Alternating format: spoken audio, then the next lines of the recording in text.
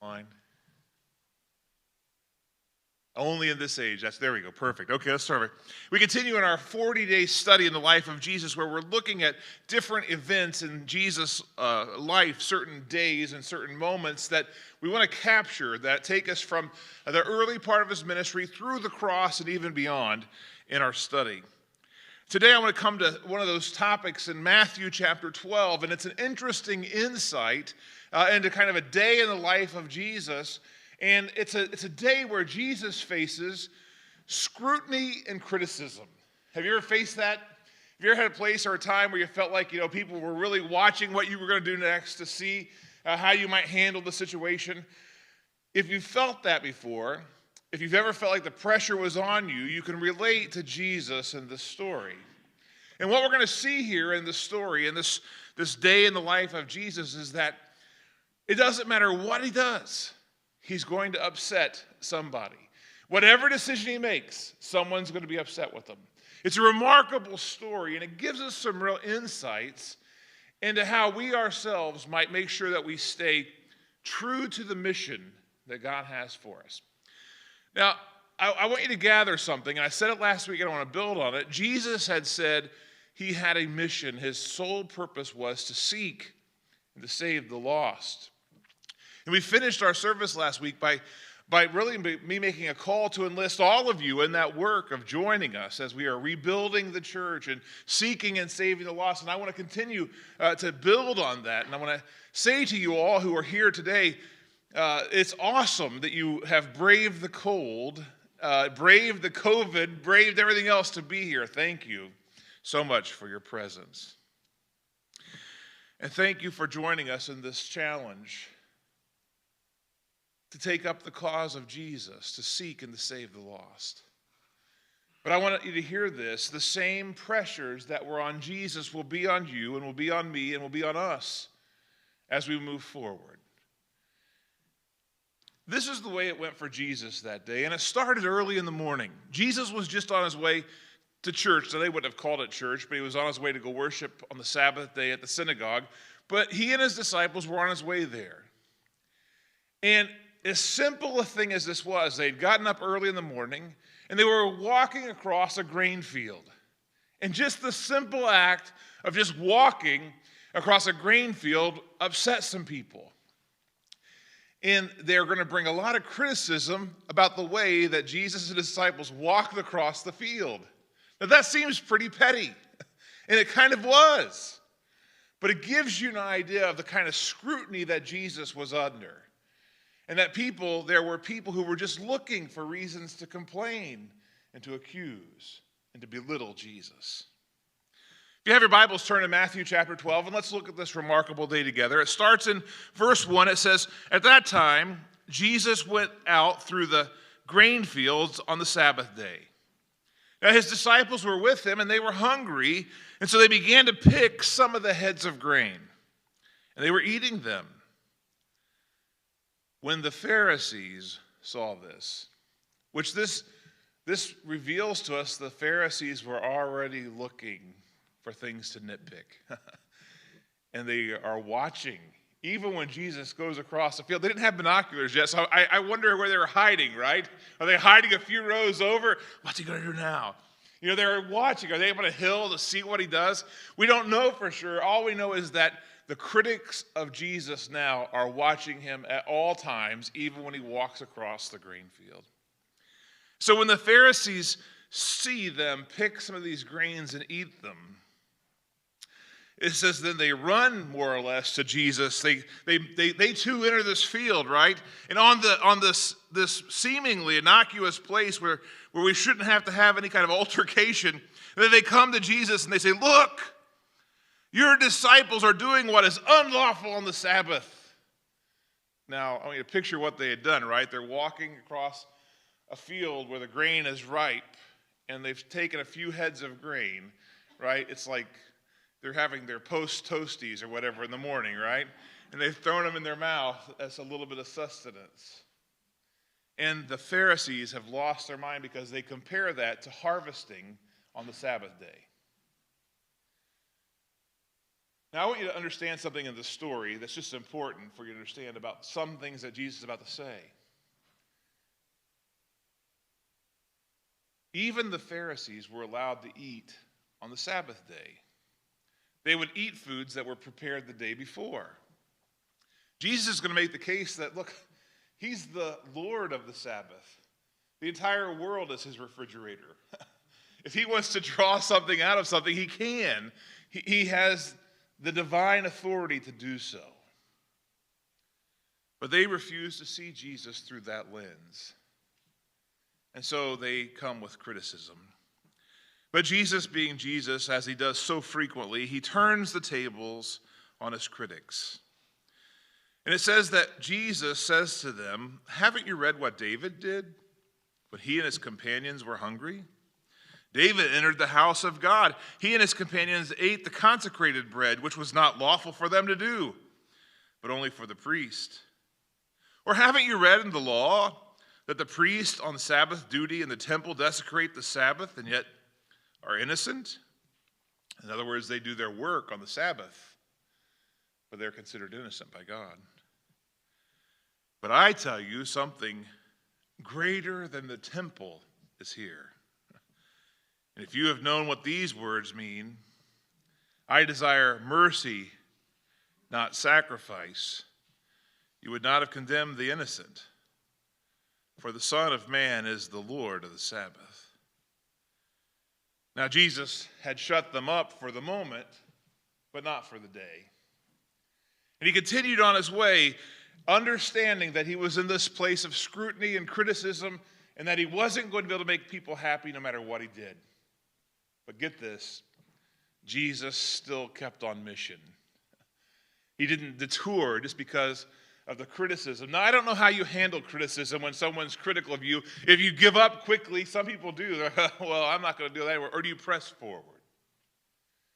Jesus knew his mission, and he wouldn't be deterred.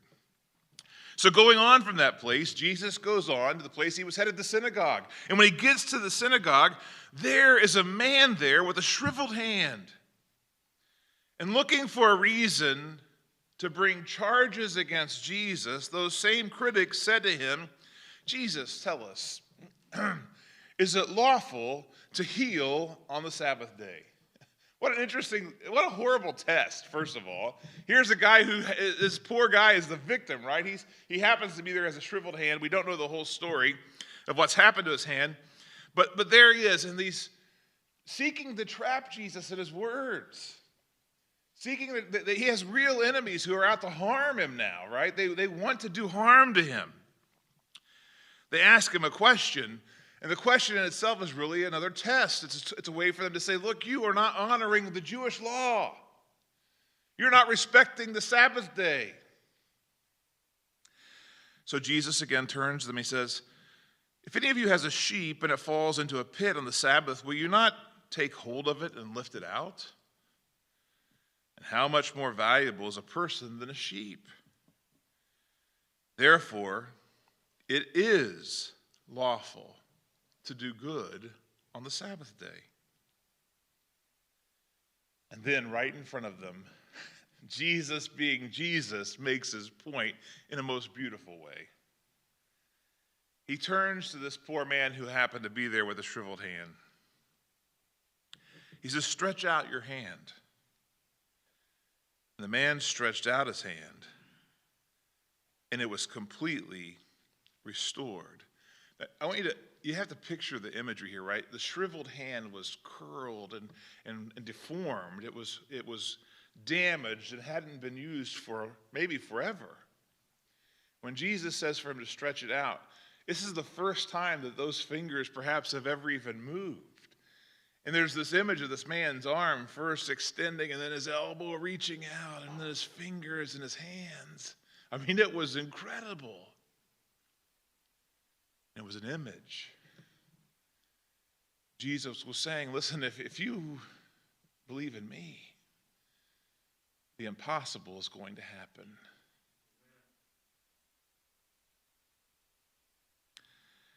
And he did it in front of them. Yet verse 14 tells how blinded the Pharisees were at this point. Seeing what Jesus had just done, instead of giving God praise for a miracle done in front of them, instead of giving God praise for that, they only have derision and anger and resentment. And they come back and they say, in verse 14, and so they went out from that place and they plotted how they might kill Jesus. Now, the day that this happens is in the midst of a pretty tough space for the characters in Jesus' story. John the Baptist is in prison. His life is at risk, and he probably will be killed very soon.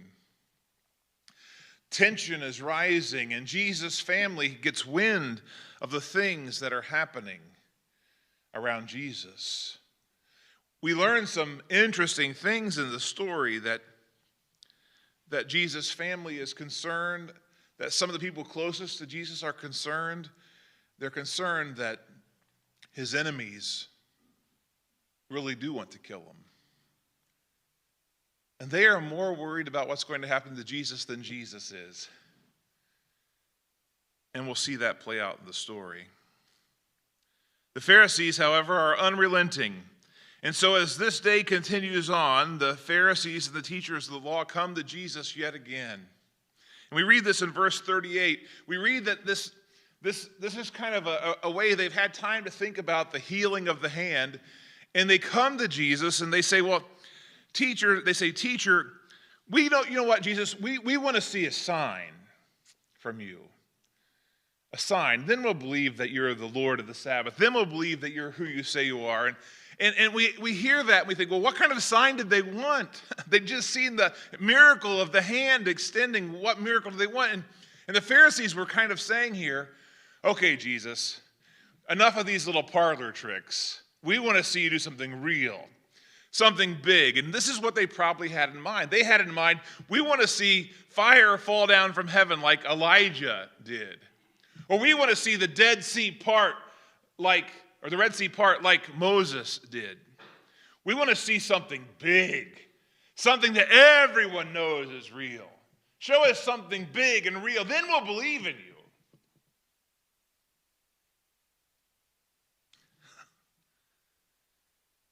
Jesus looked at them, right at his critics, and he said, you are a wicked and adulterous generation to ask for a sign. But you're not going to get a sign. None will be given except the sign of the prophet Jonah. For as Jonah was 3 days and 3 nights in the belly of a huge fish, so the Son of Man will be 3 days and 3 nights in the heart of the earth. The men of Nineveh will stand up at the judgment with this generation. They will condemn it. For the people of Nineveh repented at the preaching of Jonah. And now something greater than Jonah is here. And the queen of the south, a reference to an Old Testament story about the queen of Ethiopia coming to see Solomon. The queen of the south will rise at the judgment with this generation. She'll condemn it. For she came from the ends of the earth to listen to Solomon's wisdom. And now something greater than Solomon is here. And his adversaries, rather than hearing his rebuke and changing in their hearts, they're only more emboldened to kill Jesus. I reference his brothers and sisters, and now they make an appearance, a different kind of a distraction from the ministry of Jesus. We know from the record that his brothers don't come to put their faith in Jesus fully until after the resurrection. Judas and James will both become important people in the church. Not Judas who betrayed Jesus, but Judas who ended up writing that book we call Jude. And James who wrote the book James. At this point in time, they don't believe in Jesus fully either.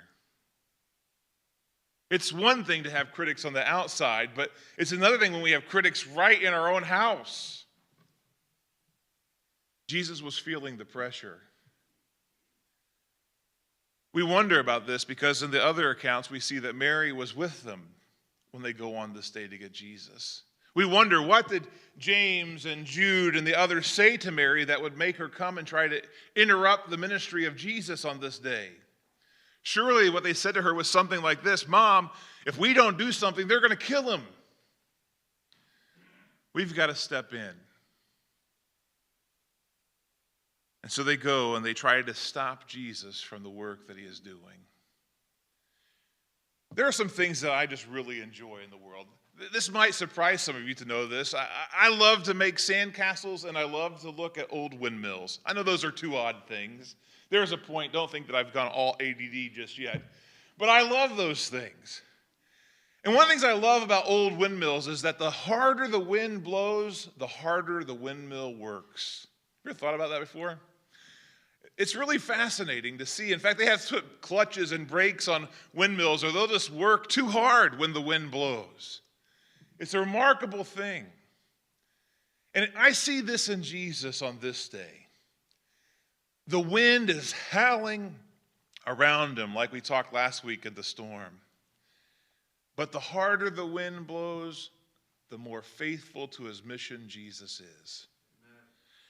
And so even on this day, when his mother and his brother, they've also come with their own kind of criticism, which is, you've got to stop doing this. It's going to kill you.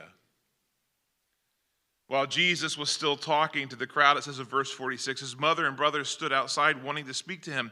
Someone told him, your mother and your brothers are standing outside wanting to speak to you. But Jesus replied, who is my mother? Who are my brothers?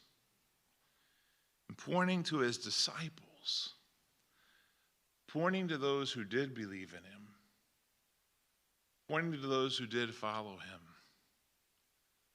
Jesus said, here are my mother and my brothers. For whoever does the will of my Father in heaven is my brother and my sister and my mother. Whoever does the will of my Father is my family. Jesus has offered us an invitation, not just to be followers, to be family.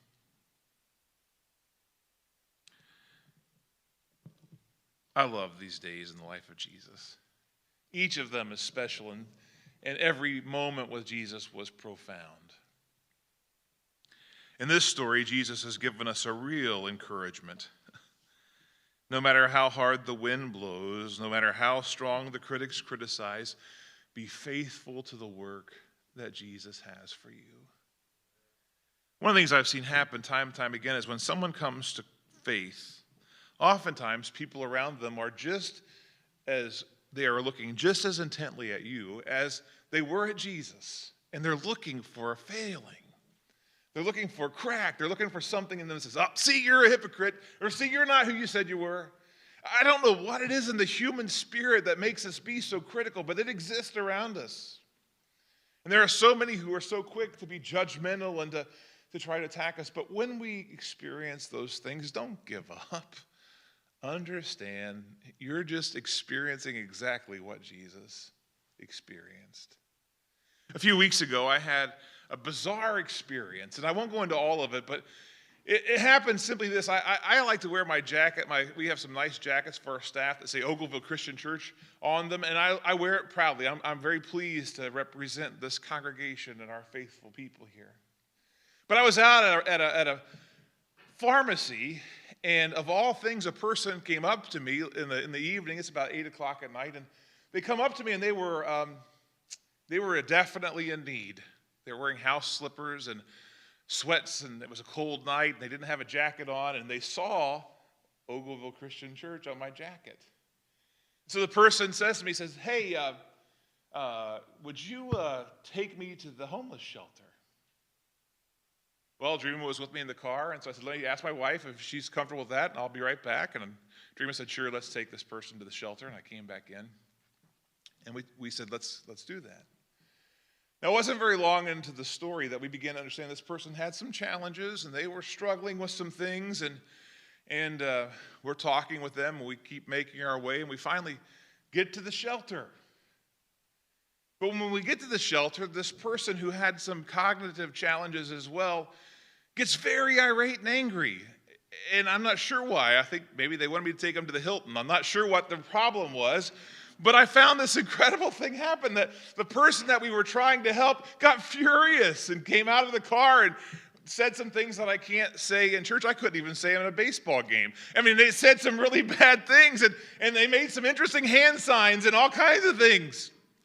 And they were fighting against us, and this is just someone that Dream and I were trying to help. And literally, just feet from the door where there was help, we encountered this incredible anger and resistance, and I was puzzled by that. And then the Lord really opened my eyes in the hours after that. This is exactly how it was for Jesus. His mission is to seek and to save. His mission is to help. He's doing everything he can to carry people to the place they need to be. And they're frustrated, and they're angry, and they're violent, and they're mad, and Then I thought about myself. And probably there have been times that God didn't do things the way I wanted him to do, when I wanted to do it, and I was probably just as guilty. Maybe you have been too. Jesus showed us something on this occasion. He showed us his commitment, his faithfulness, and his resolve. The Bible speaks about that frequently. He resolutely sets out. He will not be distracted by the critics. He won't be distracted by the misguided, like his family, who misunderstood what was happening. He won't be thwarted by the devil. He will be faithful to the task that God has given him. And so today I want to encourage you. We live in a moment where it's absolutely impossible to please everyone. Right? It's impossible. No matter what decision we make as far as faith and church goes, somebody somewhere is going to criticize us. You'll be criticized because we're back in church. You'll be criticized because we're not back in church. You'll be criticized because we wear masks. You'll be criticized because we don't wear masks. You'll be criticized, and I could just go on and on and on and on. And I know it's easy to get caught up in all of that. But none of that affects our mission. Our mission stays the same. And so, friends, I encourage you today, don't be taken off the task just because somebody somewhere didn't like the way you were doing things. The only person that we seek to please is God in heaven. That is who we answer to. Amen?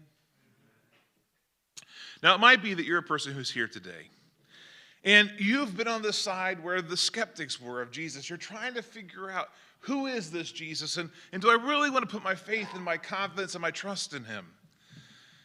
I encourage you to make that decision. I encourage you to have the faith to let Jesus speak healing into your life like the man with the shriveled hand did. I encourage you to let him begin to let his power, his will, his grace, his mercy flood your spirit, your life. And I want you to know that if you do that, parts of yourself that you thought were long since dead may yet grow and thrive. Because wherever the Spirit of the Lord is, there is life and there is power. If you've not invited Jesus into your heart, I encourage you to do so. And if you have, then I simply have the same word for you that the Scripture has commended us. If you've accepted Jesus Christ into your heart and to your soul, then do not grow weary in doing good. Do not grow weary. Whatever decision you have on your heart today, whatever decision you have to make for Jesus, be faithful. Be faithful to do what he's asking you to do. As we stand and we sing our hymn of invitation.